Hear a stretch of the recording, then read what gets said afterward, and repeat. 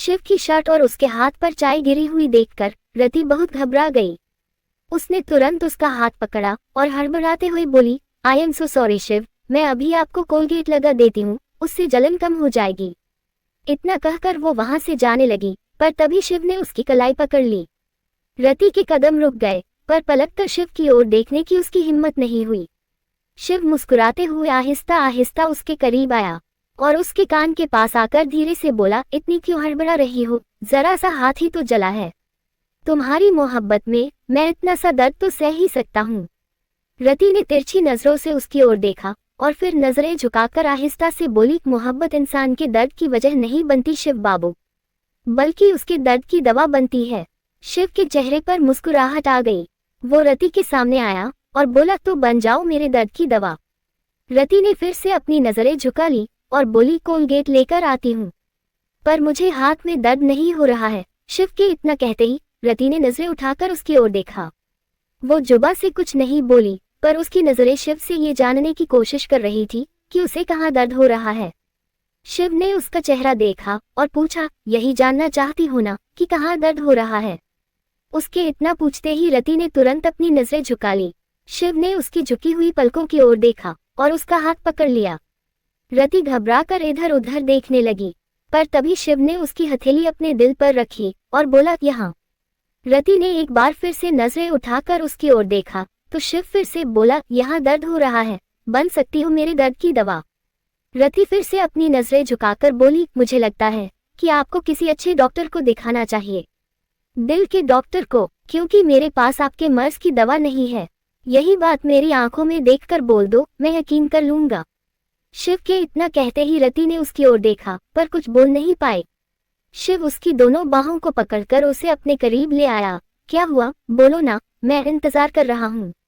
हाँ, वो मैं, रति अपनी लड़खड़ाती जुबान से बोली, पर शिव मन मन मुस्कुराते हुए उसे देख रहा था। रति चाहकर भी कुछ नहीं बोल पा रही थी। शिव ने उसकी ठोड़ी पर अपनी एक उंगली रखी और उसका चेहरा ऊपर उठाकर बोला, ये हर वक्त तुम बेकार की कोशिश में क्यों लग जाती हो रति, सीधे सीधे मान क्यों नहीं लेती हो कि तुम्हें भी मुझसे मोहब्बत हो गई है। रति ने आहिस्ता से उसकी उंगली अपनी ठोड़ी से हटाए और बोली, मोहब्बत अगर दो बराबर के लोगों के दरमियान हो शिव बाबू, तो ही वो मोहब्बत कहलाती है।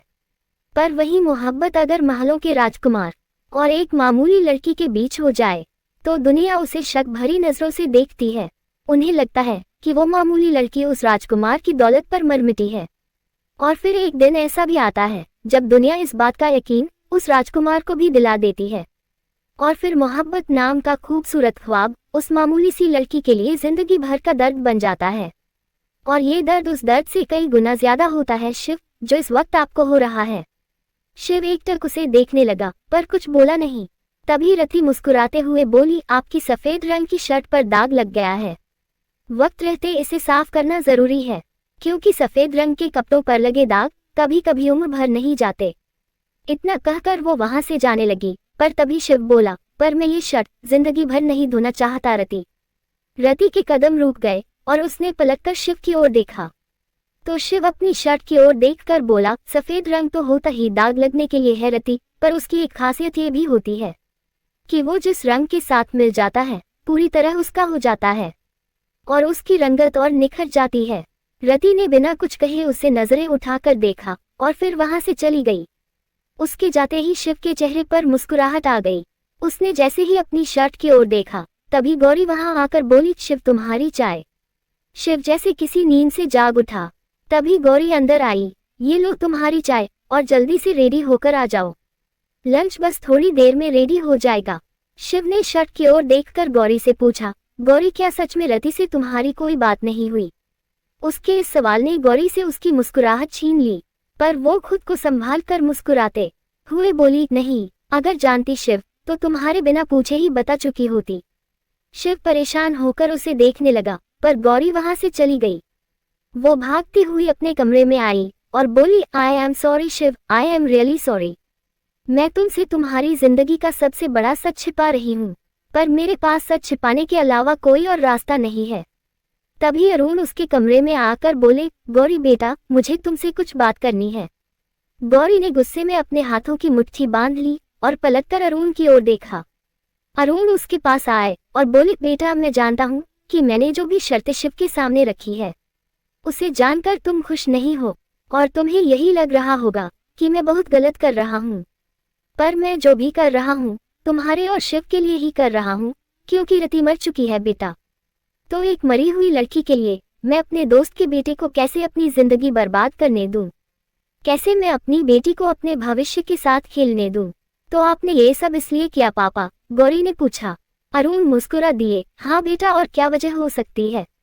मैं बस इतना चाहता हूँ कि तुम्हारी और शिव की शादी हो जाए।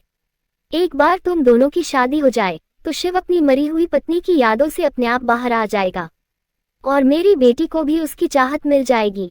और सबसे बड़ी बात, कपूर ग्रुप ऑफ कंपनी भी बर्बाद होने से बच जाएगी और हम भी। गौरी ने फिर से अपने पापा की ओर देखा तो वो बड़े प्यार से बोले, पर तुम फिक्र मत करो। अगर शिव को ऐसा लगता है कि रति जिंदा है तो मैं भी उसे ढूंढने में उसकी मदद करूंगा। उसके साथ कोई नाइंसाफी नहीं होगी। वैसे गौरी, तुम तो रति को अच्छे से जानती हो, उसके घर भी आती जाती रही हो, तो तुम तो उसके रिश्तेदारों को भी जानती होगी ना। उसके रिश्तेदारों से आपको क्या लेना देना पापा? गौरी ने पूछा। उसका ये सवाल सुनकर अरुण के चेहरे के जैसे रंग ही उड़ गए, पर फिर वो बोले, वो मैं बस इसलिए पूछ रहा हूँ गौरी, क्योंकि शिव का कहना है कि रति ओंकारेश्वर में है। हो सकता है कि उसका कोई रिश्तेदार या पहचान वाला वहां रहता हो और रति उनके साथ हो। रति को ढूंढने में आसानी होगी। रति को ढूंढने में नहीं पापा, बल्कि उसे ढूंढकर उसकी जान लेने में आपको आसानी होगी, है ना? तभी गौरी ने अरुण की ओर देखकर पूछा। अरुण ये सुनकर हक्के बक्के रह गए। क्या हुआ पापा? आपके चेहरे के रंग क्यों उड़ गए? अरुण हड़बड़ाते हुए बोले, मैं रति को क्यों मारना चाहूंगा बेटा? मेरी उससे क्या दुश्मनी है? गौरी मुस्कुरा दी, आपकी उससे कोई दुश्मनी नहीं है पापा, आपको तो सिर्फ अपनी बेटी से प्यार है और उस प्यार में आप इतने अंधे हो गए हैं कि उसका घर बसाने के लिए आप उसकी ही दोस्त का खून बहाने की तैयारी कर रहे हैं।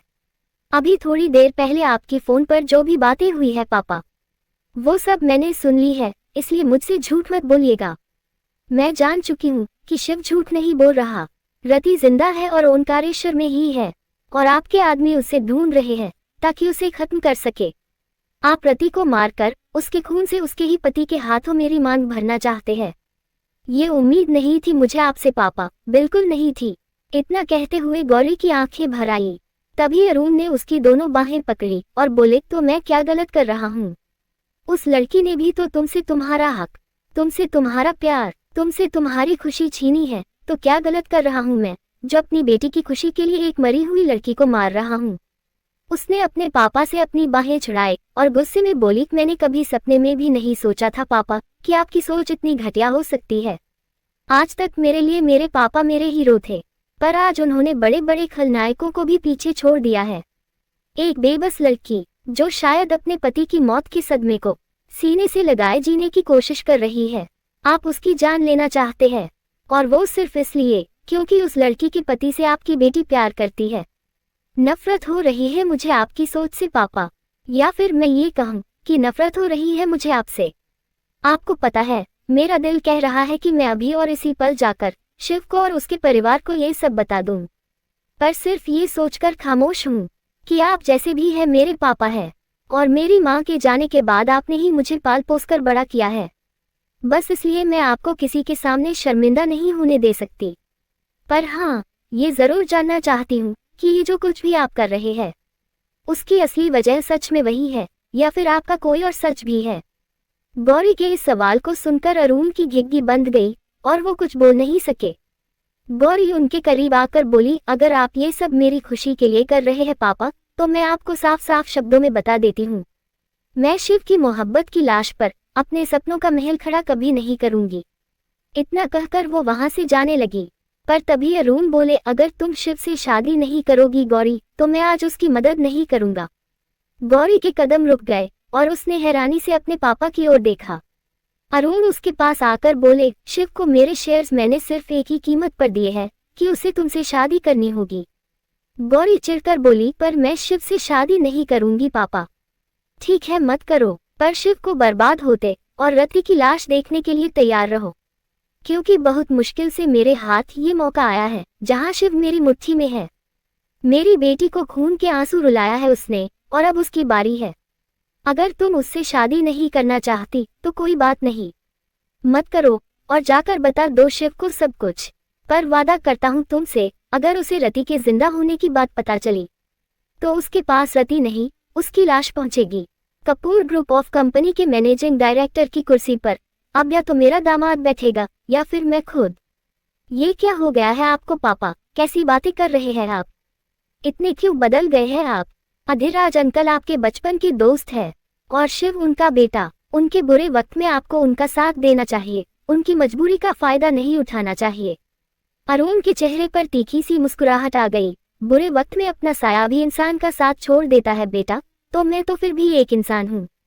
मैं आज तक अधिराज का साथ सिर्फ इसलिए देता आया हूँ क्योंकि जिस दिन तुम इस दुनिया में आई थी उसी दिन से उसने मुझे तुम्हें अपने घर की बहू बनाने के सपने दिखाए थे, पर उसके बेटे ने मेरे सारे सपने चकनाचूर कर दिए।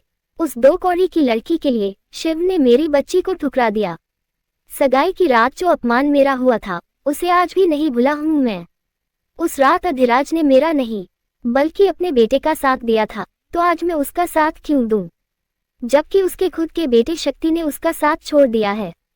गौरी अभी भी अपने पापा को एकटक देखे जा रही थी। अरुण गुस्से में उससे बोले, अब मैं और कोई बहस नहीं चाहता गौरी, तुम्हें शिव से शादी करनी है या नहीं ये फैसला मैंने तुम पर छोड़ा, पर कोई भी फैसला लेने से पहले मेरा एक आखिरी सच और सुन लेना।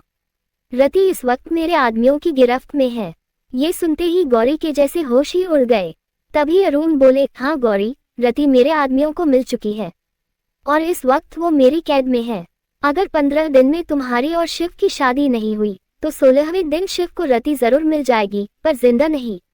अपने पापा की ये बातें सुनकर गौरी की आंखें खुली की खुली रह गई, पर अरुण वहां से चले गए। उनके जाते ही गौरी वहीं बेड पर बैठकर रोने लगी। दूसरी ओर रति अजय के घर के लॉन में परेशान खड़ी थी। तभी दीनानाथ जी वहां आ गए। उन्हें देखते ही रति ने नजरें उठाकर उनकी ओर देखा। उसे इतना परेशान देखकर दीनानाथ जी बोले, मैं जानता हूँ बेटा कि तू क्या सोच रही है, यही न कि मैंने तुझसे पूछे बिना इतना बड़ा फैसला क्यों ले लिया। रति मुस्कुराते हुए बोली, नहीं बाबा, मैं ये सोचकर परेशान नहीं हूँ, क्योंकि मैं जानती हूँ कि आपने जो भी फैसला लिया है वो मेरी और मेरे होने वाले बच्चे की सलामती के लिए लिया है। मैं यहाँ सुरक्षित रहूंगी इसलिए आपने ये फैसला लिया है ना? हाँ बेटा, इसलिए ही मैंने ये फैसला लिया है। सावित्री जी और उनके खानदान को मैं सालों से जानता हूँ।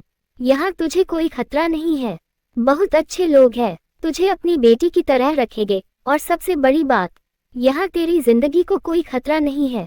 जानती हूँ बाबा, पर मैं आपके और अम्मा के बिना नहीं रह पाऊंगी। इतना कहकर रति रोते हुए उनके सीने से लग गई।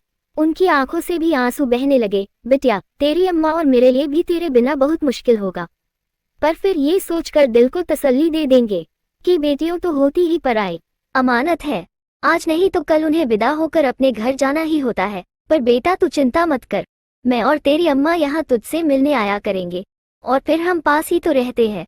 जब तेरा दिल करे तू चली आना, पर यहाँ रहने से इनकार मत करना, क्योंकि इस पूरे शहर में तेरे लिए इससे ज्यादा सुरक्षित कोई जगह नहीं है। रति ने दीनानाथ जी की ओर देखा और बोली, पर आप मुझे भूल तो नहीं जाएंगे ना बाबा? भला अपनी बेटियों को भी कोई भूलता है बिटिया, जो हम तुझे भूलेंगे? दीनानाथ जी के इतना कहते ही रति के रोते हुए चेहरे पर मुस्कुराहट आ गई। लेखिका कविता वर्मा। अगर आपको मेरी लिखी कहानियाँ पसंद आ रही है और आप इस कहानी को आगे भी पढ़ना और सुनना चाहते हैं तो मेरे चैनल को लाइक करें, शेयर करें और आज ही सब्सक्राइब भी करें। Thank you for watching this video.